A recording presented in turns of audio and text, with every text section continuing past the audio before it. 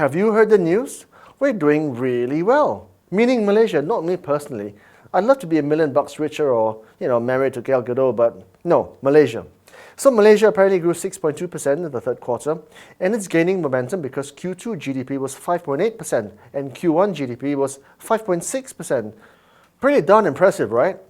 Even the experts didn't think Malaysia could grow this fast. They reckon that growth in the third quarter would only be in the region of 5.7%. So 6.2% isn't just a beat, it's a hammering. In fact, Malaysia is growing at its fastest in not 1, not 2, but 3 years. So what's behind it? Bank Negara said growth is being driven by domestic demand, particularly private sector spending, and all this is happening because consumers and businesses are becoming more confident.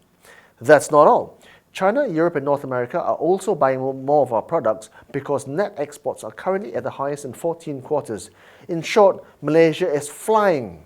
We're apparently doing so well that Bank Negara is almost 100% certain to raise interest rates next year. But you try and tell the ordinary Joe that things are fantastic, and he's likely to give me a knuckle sandwich.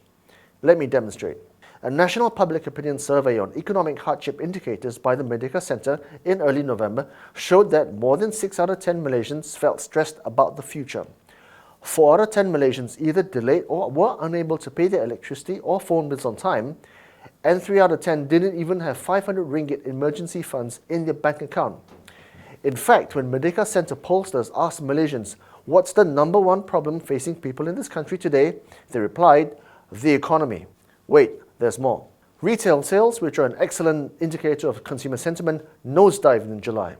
Notably, the independent retail research firm, the Retail Group Malaysia, downgraded its 2017 forecast to 3.7%, which was its second revision since the end of last year to reflect the lower purchasing power due to inflation.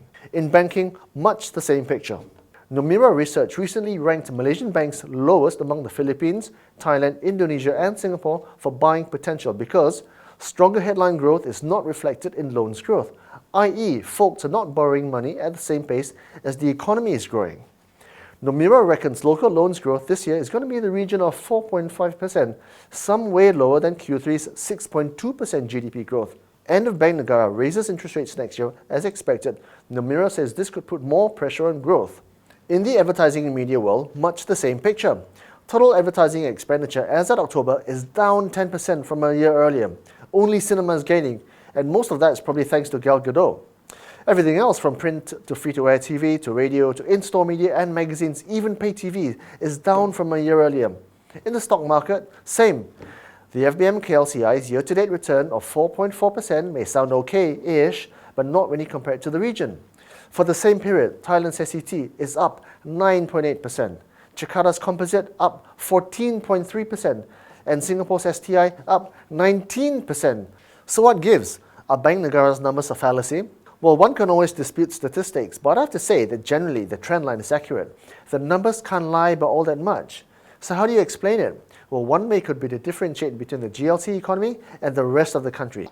As University of Malaya Professor of Political Economy Terence Gomez said, as well as ADIA's CEO Wan Safu Wan Jan, most of the country's largest corporations are controlled by 7 government-linked investment companies, which in turn fall under the jurisdiction of the Ministry of Finance, thus fortifying them from the pressures and vagaries of an open and competitive business atmosphere.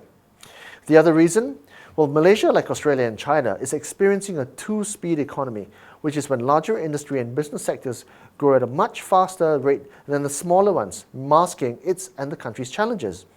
In China, for example, ongoing structural reforms have given its services and consumption industries a boost, while its construction and metals industries are bleeding. In Australia, quite famously, the mining, construction and resources boom saw Queensland and Western Australia grow at a much faster rate than the rest of the country.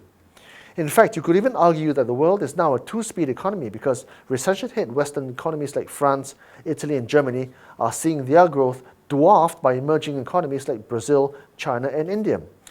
And that's never a good thing because uneven growth rarely ends well since they exaggerate the differences between the haves and the have-nots until something gives. I mean, imagine the problems of different wages, different living standards, different opportunities, different privileges, etc., etc., etc. You can therefore imagine the delicacies and complexities of managing these disparities for policymakers.